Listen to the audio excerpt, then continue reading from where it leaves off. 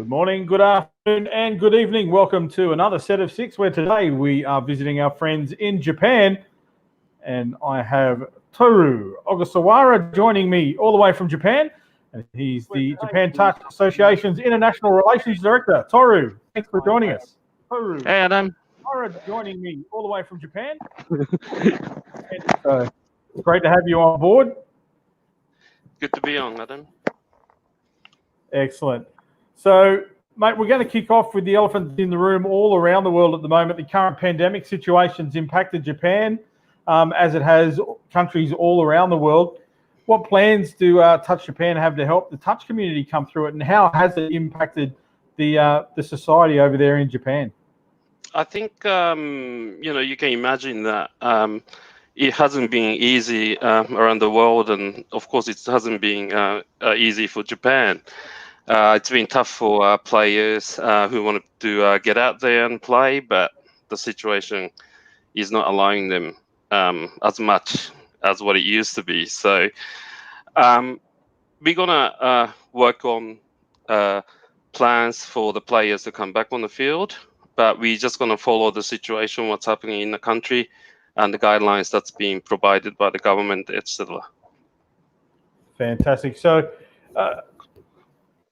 Did a lot of the community close down over there? Were there restrictions around how many people could gather, and was it a government enforced restriction on the closure of sports?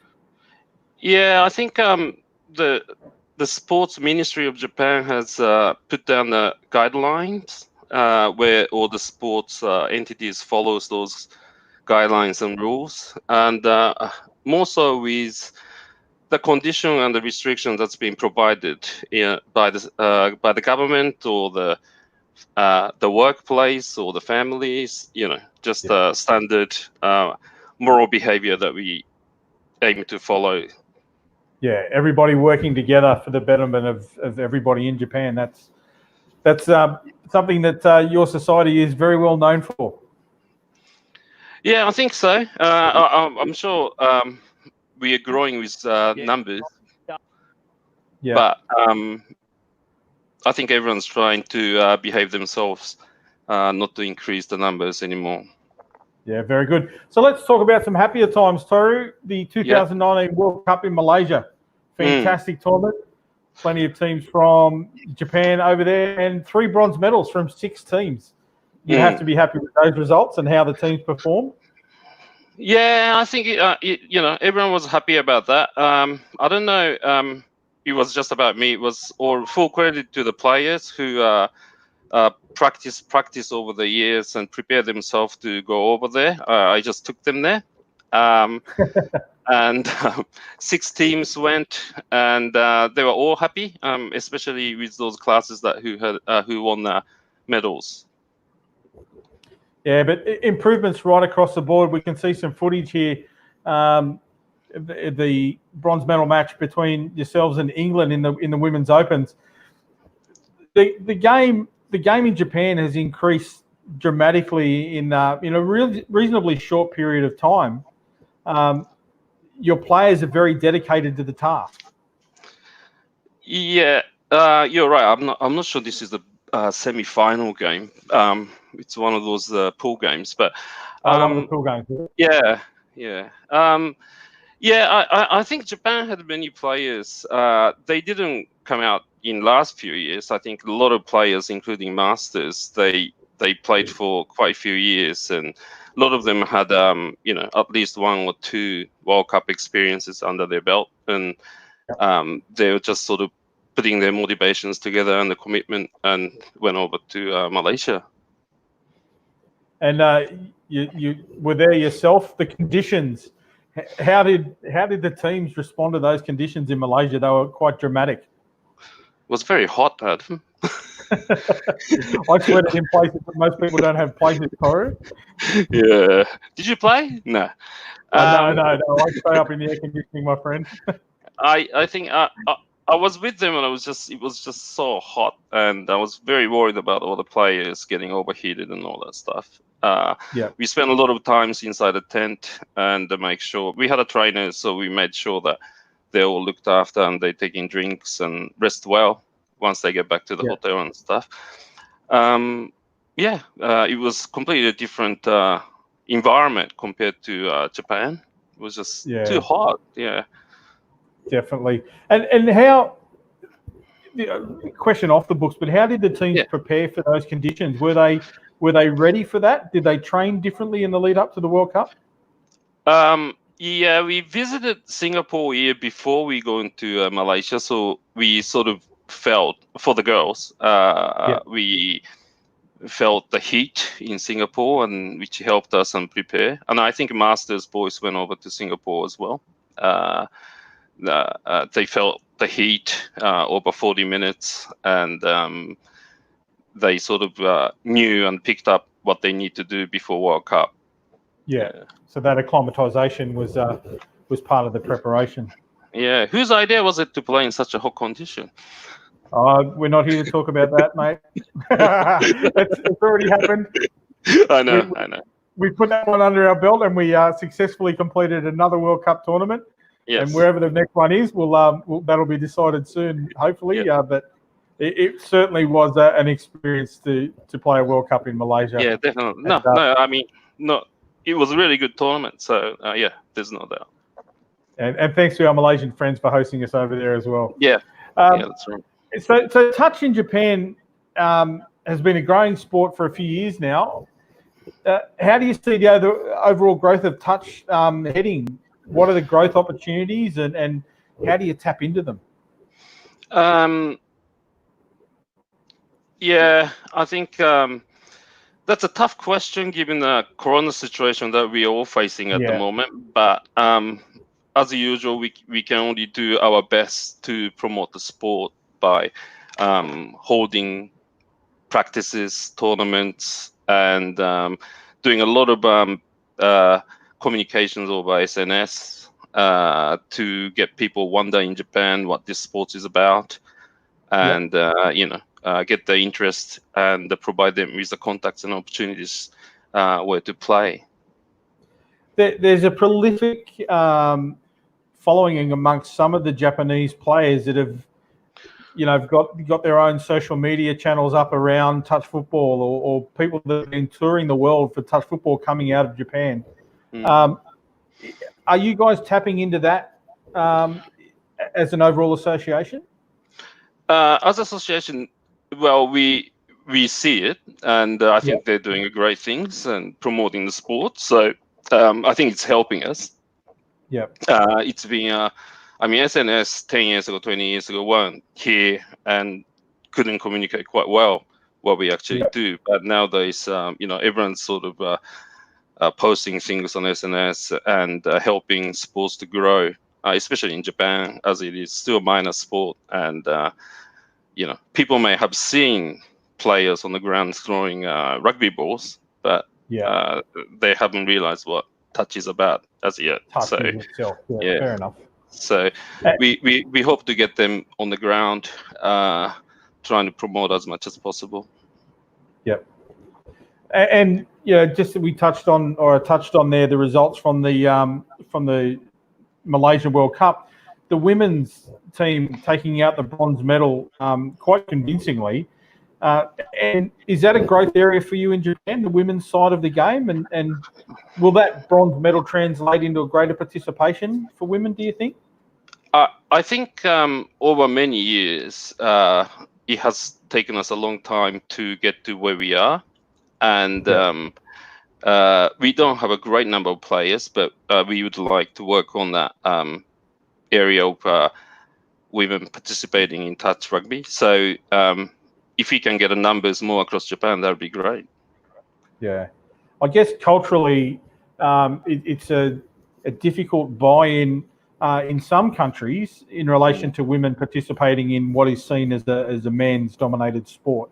But I think internationally, women's sport is growing, and the fact that men and women compete in touch football together, that it's a mixed sport, that the athleticism required without the hits, without the contact of other sports is also something that, might tap in for the Japanese culture.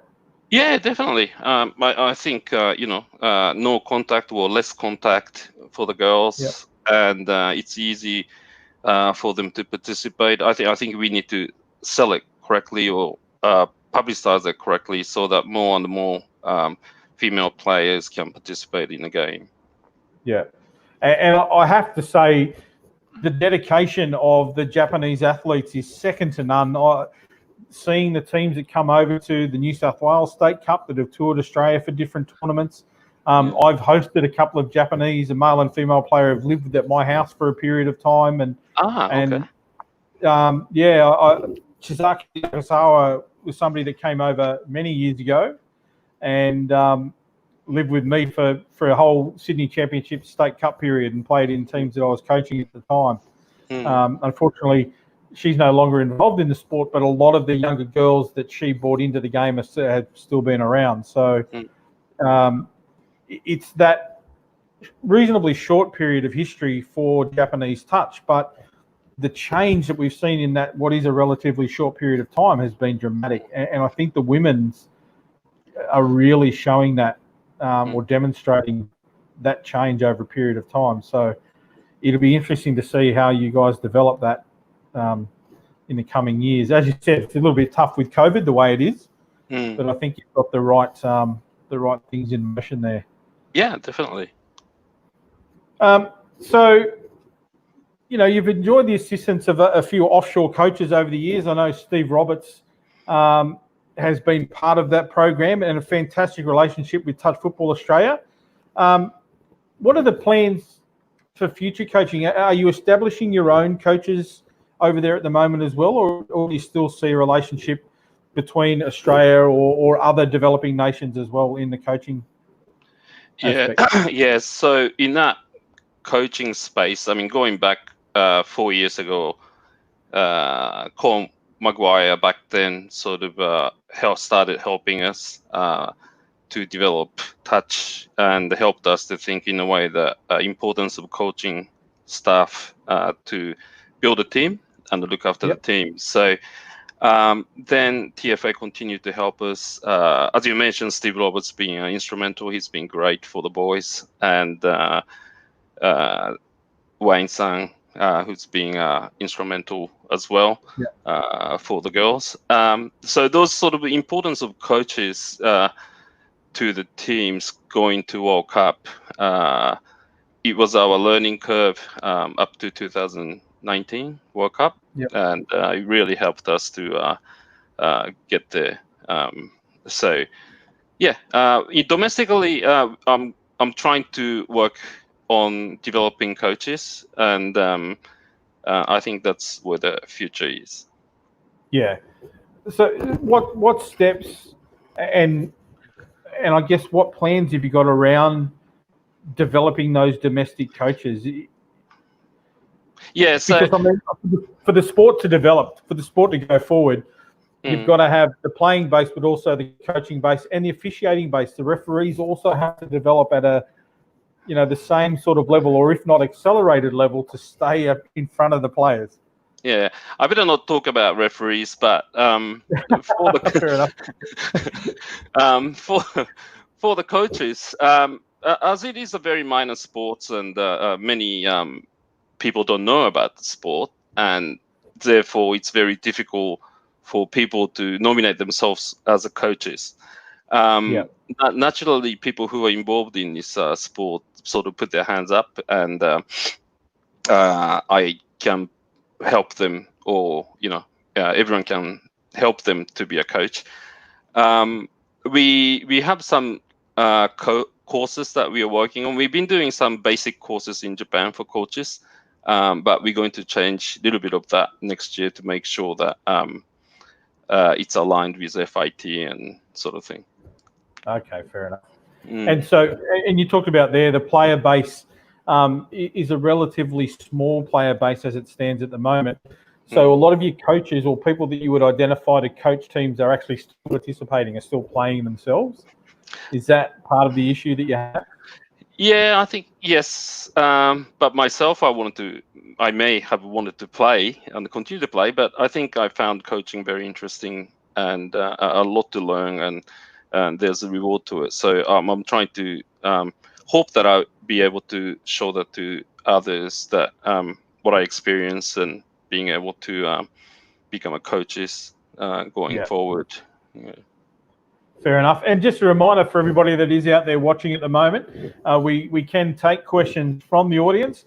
And one such question's actually come in, our friends over there in South Africa. Labib Levy. Our South African friends, Tohru. Labib Levy wants to check, is there integration and association with the rugby community in Japan? At the moment, no.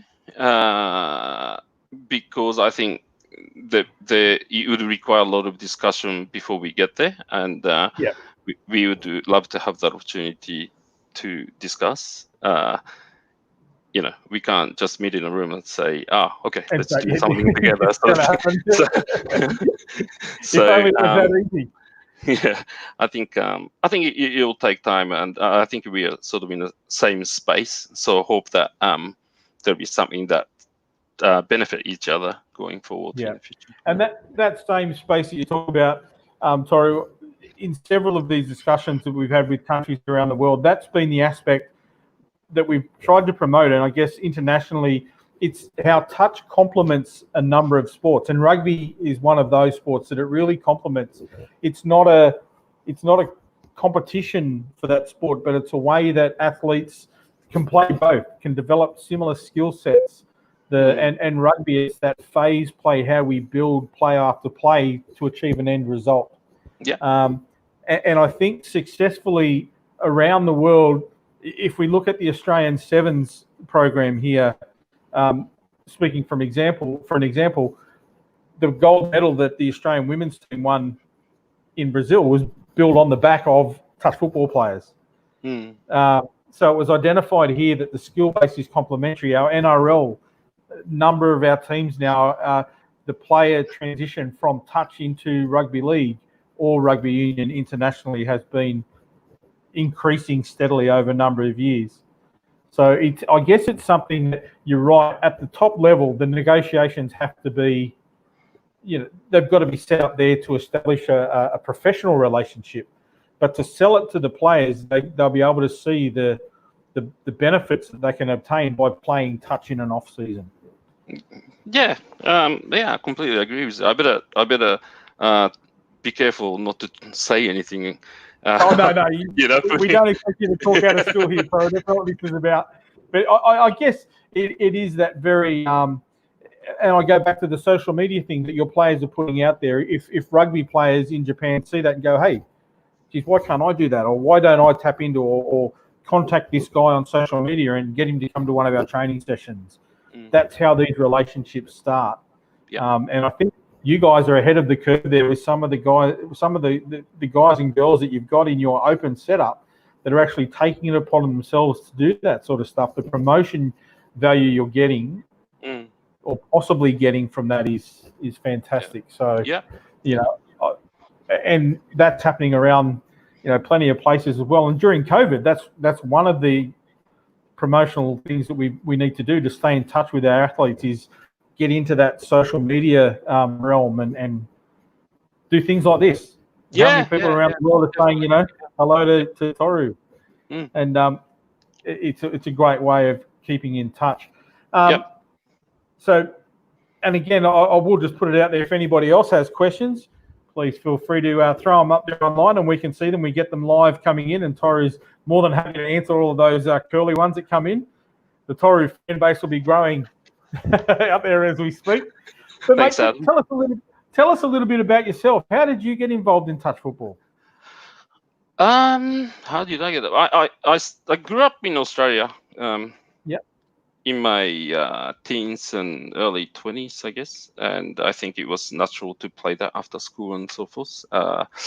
Participated in a couple comps, and I came to Japan, and it was very difficult for me to find teams that play touch, but I found one in Tokyo, and that's where it all started. And do you still play yourself? I haven't played as much, but I'd like to say that I do because I like playing. Hope I'll play in 50s in the State Cup once this COVID-19 thing clears. Yeah, fair enough. But and what is it about the sport that you really love? What is it? What keeps Tohru around the touch field? Well, I think I like the sport myself to start with, Yep. and then I think the people around it is very interesting, and they show their like for the game and the sport, and just getting involved with people, Yeah. and trying to guide them to the next target or next World Cup or whatever the tournament that they're going to participate in. That's been my driving elements, I guess. Yeah. Yeah, It's been fantastic. good. So when COVID passes and you're back out there, you said you want to play State Cup for the men's 50s. Talk us through your first try. Tell me how Tohru is going to score the try for the men's 50s at the State Cup. I probably fell over and stand up again and trying to dive. And claim it. Yeah, fall over, pretend it was a dive and get up and claim it. Hopefully I won't get injured. Yeah. Fair enough. So, I mean, just on that, so post-COVID, what are the plans for Japanese to attend events around the world? You've been to state cups for a number of years. What other places, and you talked about Singapore, what other events are out there on the Japanese team's radar? I think New South Wales State Cup and also Queensland State Cup, which started recently, have been very good tournaments for the players to participate, and they actually enjoy it going there. So they build themselves and as a development team and go over and participate in those tournaments. As a Japanese team, we go to NTL, which is another great tournament because there'll be a lot of teams and just enjoy being in Australia, play touch, and come home. And it's not too far from us, probably 9-10 hours. Well, I guess it's too bit far, but I think a lot of players got used to it, and a lot of people got used to it going over to Australia. So, which has been a lot of positives. Yeah. And there's talk about an Asian Championships. Yeah. What happened to that? It's still happening. I guess COVID's put a big full stop or stop sign on a lot of plans, but trust me, it's still being talked about. Yeah, I think so. That'd be something you'd be targeting. Yeah, I think once definitely we would like to participate once they decide to you guys decide to host that. It'll be a very interesting tournament, and I hope it will stay every 2 years or every 3 years. I can't remember what it was. Going forward, so that the other countries in the region can sort of play against each other is a very good thing for the sport. Yeah. And what about youth development in Japan? How is that tracking at the moment?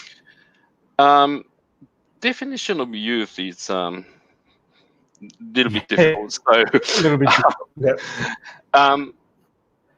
You guys sort of cut youth as under 20s, but when you look at other sports, they coming under 21s and 23s and all that stuff. Normally, touch. Some high schools, they do play, but the strengths and the majority of them come from first year university. So I'm hoping that if I do reconsider about under 20 to under 21 in the future, because putting it out there. Yeah.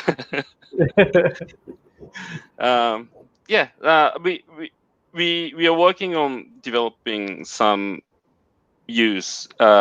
We separate practices for the use players, but we don't have that many, to be honest with you. So I guess that's another area that we need to work on. And you talked about school development there, getting the sport into some schools, and I guess that's a way of building that program there, the youth program, as we would term it. Yeah, I guess those are the things that how we do it. It's going to take some time, and convince a lot of people, and to make relationships with a lot of other schools people and all Yeah. that stuff. So it's a tough assignment, I think, for Japan, but we need to work on that. I know what works for us here in Australia. When somebody walks in with a gold medal or a bronze medal and says, "I won this at a world championships," the kids' eyes light up, and I want to play that sport. So I guess now that you've had some success there, are there any teachers that play the game at the moment? I think we have a lot of players who are teachers, so maybe we can work on tapping onto them. But I think I'm not expert in that area, so I need to get a few experts into the schooling system and how that works, and touch can be promoted in those areas. Another avenue for you there. And you talked about coming over to the NTL state cups in Queensland and New South Wales. What is it that the players and the teams get out of those trips? Is it purely around on-field touch football, or is it building their camaraderie as a team? Yeah, I think what you said, as you said, both of them. Mainly especially at the higher level, they don't get to play too many teams over 3 days. Dean Russell at New South Wales Touch has been very helpful by letting us participate in that tournament. If you go over there, they get 10 games or something in 3 days, which is not something that they will get through. They get that. They don't get that in Japan, so they really enjoy it, and they realize how many people participate in the sports once they go to that tournament. They got, I can't remember how many fields they have, but it's just massive. So 20 odd. So they just enjoy being there. Yeah, fair enough. And I guess with a small player base, getting the same players to travel every year becomes a financial consideration for the players. Yeah. Is there some way that you might be able to use, say, the New South Wales State Cup as a development tour, the NTLs as being the premier teams tour? So that second tier of representative player gets an opportunity to attend a tournament, or one team comes to New South Wales State Cup, another team goes to Japan State Cup. Yeah, I think I better not say too much about the financial. I think they work themselves to get to the tournament, and which is a very good thing. I know it's tough on them, but at the end of the day, they also enjoy, and they get to see different types of plays and get to meet other players in Australia. A lot of the players from Japan probably don't speak English, but they probably find that the sports that they've been playing in Japan, they go overseas, they can't even talk to each other teams, but the rules are the same, so they may find that quite amazing to be in that position. So they really enjoy it. And they're very popular when they come here. Like I said, it's been happening for a number of years, and I've got lots of friends from the Japanese teams that have visited, and it's that aspect of the game that you talked about and keeps me around. I've been involved in the game for 40 odd years now, it's that camaraderie, it's that friendship that keeps people coming back. And the Japanese players are popular, but good.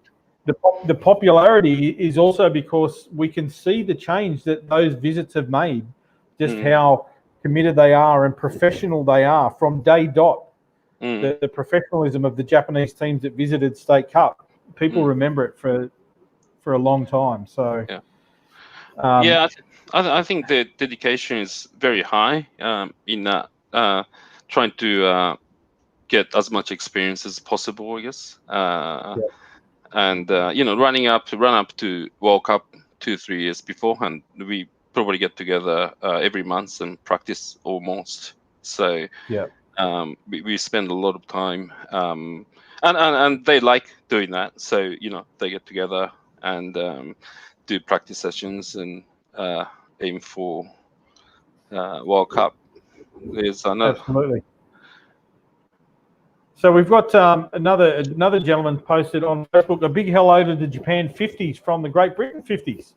We can't wait to play you again. We love the doubleheader at the World Cup with you guys, but we need a decider. So the challenge has been thrown down there by Simon Ince, and g'day to you again, Simon. Yeah, one of our followers here for the 6. Yeah. Okay. Oh, I mean, I didn't play in 50s, and I'm sure the Japanese players enjoyed playing against GBC. Is that England or Great Britain? Great Britain. Yeah. Great Britain in the 50s. And that's it. That's what it's all about, the camaraderie. But the challenge has been thrown down. They love the doubleheader, but they want a decider. So, Simon, I'm sure, mate, we'll get another opportunity for you guys to take on the might of Japan somewhere down the track. Yeah. Who knows? We might even have a Japanese team visit the Euros, Tohru. Yeah, that's right. Being contacted for it. But, okay. If we leave the country, we can't get back. So that's where the problem is at the moment. Fair enough. Yeah, I think that's the problem right around the world at the moment. Yeah. And again, if there's any other questions out there, throw them out to us now before we pull up stumps for the evening. But these chats are just about letting everybody know what's happening around the world, not only with COVID, but just with the development of our sport. And as I said, the Japanese teams have been doing a lot in the background for a number of years, whether it's individually as players, but also as an association, reaching out, establishing relationships as they have with the Australian or Touch Football Australia, and also visiting countries and attending tournaments. And I know that some of those other developing nations, Tohru, use Japan in that respect as a bit of a yardstick. So, you guys are leading the way. Yeah, I think one of the earlier this year when this corona thing came, Hong Kong visited us, and we had a test matches, and it was really nice to have other nations visiting us and play the game over 2 days, and everyone involved was excited and really enjoyed a few days in Japan. It was very cold days. It was January, but thanks to Hong Kong Touch Association and the players, I think they really enjoyed it. And is that something you'd look to do in the future as well? Have inbound teams come to Japan to play your tournaments or against your teams? I mean, you can ask Bill, but it took such an effort to do that. I think sometimes it works. So we are happy to do that. I think that's where the Asian Championship comes in. So if there's a space in the calendar that we can do, then why not? I think it's good for both nations participating in test matches. Yep. But what about take away the national aspect of it? If say, for example, a Parramatta or a Western Suburbs team from New South Wales or a Brisbane Cobras from Queensland wanted to bring a tour to Japan, is that something you'd entertain? That's right. You had your Parramatta Eels. That's us. No, definitely. We would love to have them, any teams visiting Japan, and play the local teams and Japan teams, and that'll be a huge value to us if they're willing to travel, and we'll try to help as much as possible if they can. Yeah. So once the COVID situation sort of eases around the world, teams will be looking for that sort of option, I would suggest, because people are going to want to be playing again, and an international tour is something that might be out there. So we've had another comment come into us. How will the Asian Touch Cup help grow the game in Asia? I don't know whether that's a question for Tohru, but do you have a bit of an insight there about? Yeah. I guess from a Japan team perspective, what do you see as being a benefit from tournaments like the Asian Touch Cup, or the same scenario. What benefits you've already discussed? The benefits you get from coming to a state cup in Australia. It's that exposure to more regular touch, that exposure to higher standard touch more regularly. I don't know about the higher standard touch regularly, but it's always good to have a tournament in Asia to invite Asian countries reps to play in. I would think so. That's why you guys are hosting that in Shanghai, which got cancelled. I think you should continue to do that year in, year out. The consistency of having that tournament would be important for other countries in the region, and they'll realize that there's a tournament that we can aim for and we can go. Yeah. So that will sort of take its course itself, and it just grows in the region, I guess. Yeah, fair enough.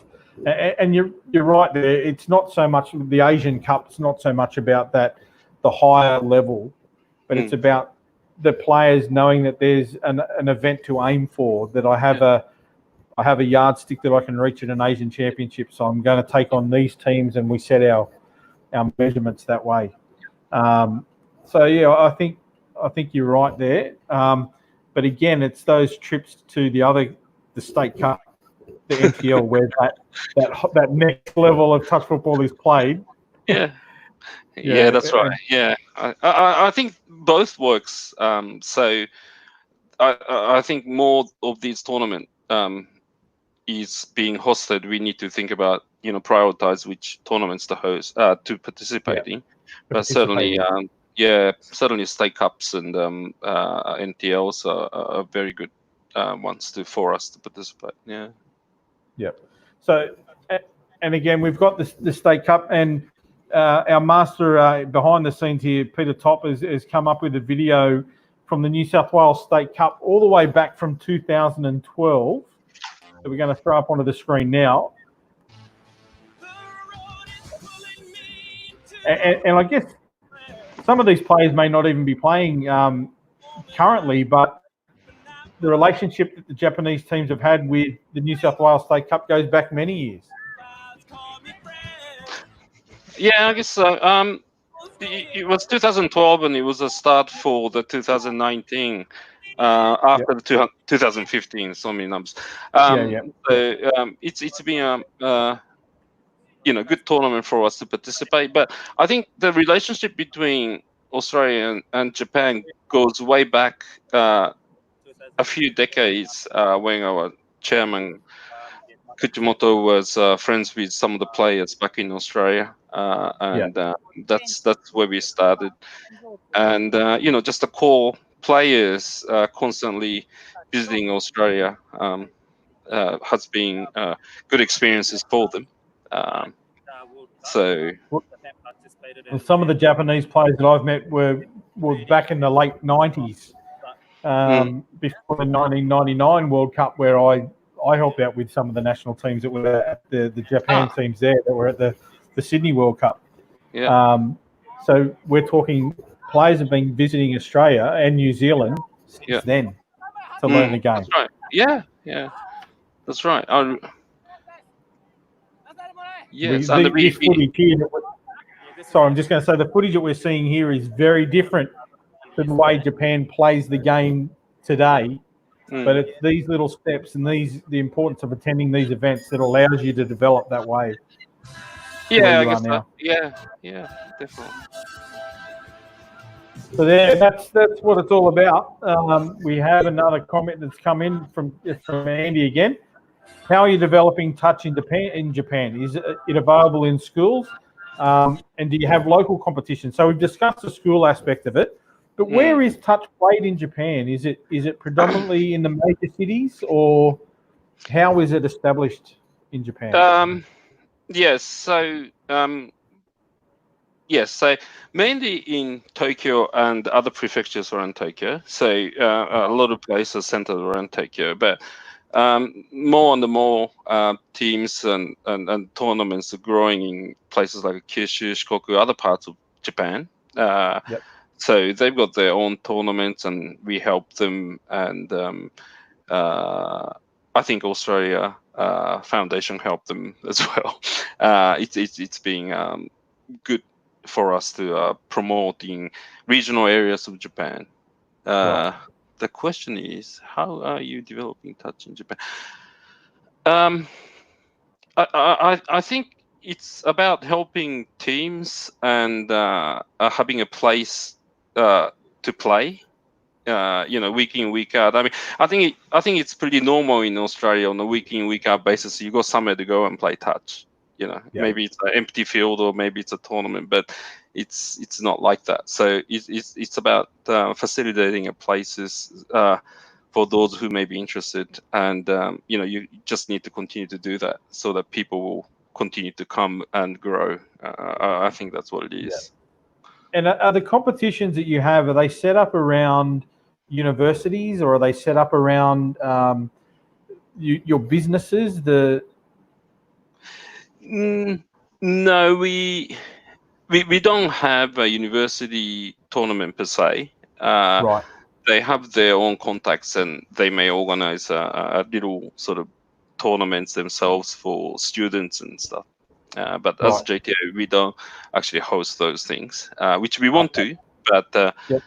number of teams we need to help to grow first. Then we probably get to that stage. Yep. So, and the teams that you have playing in your competition, so what we would consider our local associations, how are they established? Are they set up along corporate lines? Are they? Well, yeah. So we have a prefectural associations. Not all of them, but most of them. So I'm hoping and that they'll be very active and being able to offer good game of touch on the weekend or once in a while, or practices in their own areas. We can't do everything, so no, exactly right. Yeah. So trying to help as much as possible. Yep. So a step away then. How do we select the national teams for Japan? How does a player achieve national representative honors? Yeah. So the small group of players now, it's growing. We just need to make sure that those players who registered in associations have a chance to participate in the practice sessions that we hold, and whoever attend, or the players attending those sessions, we may ask them to attend sometimes, but most of them, they put their hand up, so they come along, and we tell them where we are practicing. So that's where we sort of get together, get to know each other, and build a team from there. Players come in and go. Many players stay. I guess that's the same as any level of touch in Australia or around the world. Yeah, definitely. Definitely. It's just good to get an insight into, I guess, where the player base comes from, and how we can tap into everybody wanting to play for Japan. Like every player in Japan should want to put their hand up and say, I want to represent my country. Yeah, I hope that they will come, and we'll have a headache in choosing players and sort of thing. But we're not there yet, so I guess we've got a bit of a work to do to get more players involved in tournaments and practices, and I have to say, the photo that's on screen now, Tohru, was one of my greatest memories from the Malaysian World Cup. There's no better smile in the world than a Japanese team smile. They worked so hard to earn that bronze medal, and you can see the looks on their faces how happy they are. Yeah, I think a lot of them played World Cup for the third time, or maybe fourth time for some of them, or second time, whatever. I think they came a long way to get there. On the men's side, I think Hitch's been playing for a long time, and he played in the men's class for, I don't know, I can't remember, fifth time or something. So he finally got there. So the teams themselves wasn't built yesterday, sort of thing. They came a long way, and their predecessors sort of taught them well, and we were just happened to be there in Malaysia. And so Cantab's come back with another question. Andy's asked us, is there an opportunity for Japanese living overseas to be selected in your national team? Do you know this person, Adam? No, I think you need to tap into him. I mean, is that question for FIT whether they're allowed to play for? No, I guess if there's an expat Japanese person, and let's face it, there are a lot of Japanese people living around the world in nations where touch football is more predominant. And I guess if you have, similar to your situation, where you have a Japanese person living in Australia, who's been playing touch for the last 5 years, but is first generation Japanese, the fit rules aren't considered because he's first generation Japanese. He's eligible to represent Japan, but would you select him or her if they nominated to play? I think there was a fit rule where it says that the person need to live in a country for 2 years, or that naturally a person from that country. I remember reading something about that because we had some foreigners playing in Japan in the past. Yep. So I guess this is a reverse of that, but because the question I think that Andy's asking us, if there's a Japanese person, and again, say Hide Nara come and lived in Australia and he lives here for 5 years. Would you select him if he put his hand up to say, look, I'm Japanese, but I want to play for Japan, even though I now live in Australia? I think the selection process traditionally came right before World Cup or any other national sort of representative games that you're participating, and they normally prefer to have players participating in practices. So you read up to it. Otherwise, we can't just meet at the tournament and say, hey, we can play together. It's been done before. It may work for 50s, but fair enough. Not for the open class. So it may. I don't know. I don't want to eliminate any opportunities. If that person is keen, then should look into building a relationship within the team and developing skills by coming to the practice sessions and stuff. I guess. Yeah. Fair enough. And I guess there have been other countries around the world that have allowed that to happen, and they may stipulate that you have to come back to Japan to attend at least 3 or 4 sessions of training or camp or so. I don't want to answer for you, but I guess, as you said, you're not going to throw up the shutters, and the opportunity would be there to establish a dialogue. If anybody's in that situation and says, look, I want to represent my country, but I've been living in New Zealand for the last 10 years, but I'm Japanese. Yeah. And they could bring that experience back. Yeah. Maybe that's something you'd want to look at. Yeah. See, we may be desperate for players, so I don't think it's about desperation, mate. You guys are so forward thinking that I know that you'd take something on there. Absolutely. Yeah. Fantastic, Tohru. Look, we won't keep you around much longer. I think you've answered these questions that we've thrown at you very well. I've put in a couple of extras there, but mate, I just want to say, whatever it is that you're doing with the Japanese national teams, keep it up. And it sounds like you're growing the sport as best you can over there. And obviously, COVID has put a bit of a halt to that growth and development opportunity. But I don't know, from a fit perspective, and we've talked about the relationship you have with Touch Football Australia, and that will be ongoing. But whatever help you guys need, throw it out there, because people experiencing the touch football fraternity around the world, everyone loves to share. Yeah, definitely. It's a sport that we don't hold many secrets. As I said, I've had Japanese people live with me for 9 months of the year to come out and just play touch football, and that's an avenue, I guess, that's open to anybody else that ever really wants to do that, is to just reach out.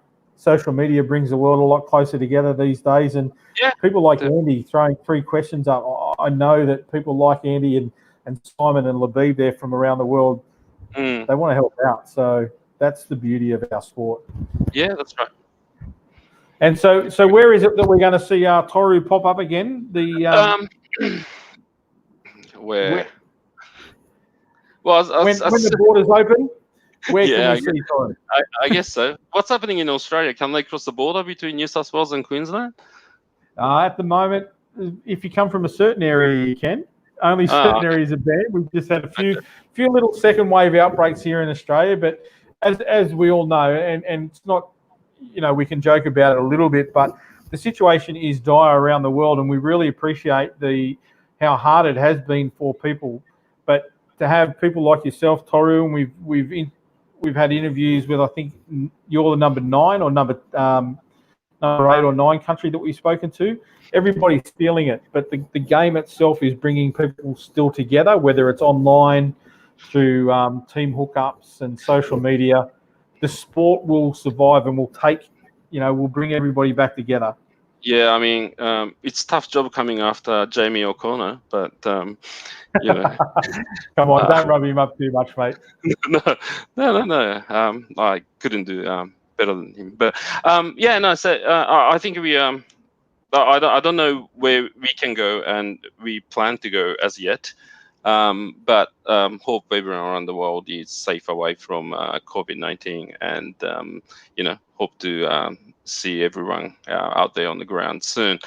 I think international troubles won't be available until 2021, and then we will think about how we're going to plan our tours next year.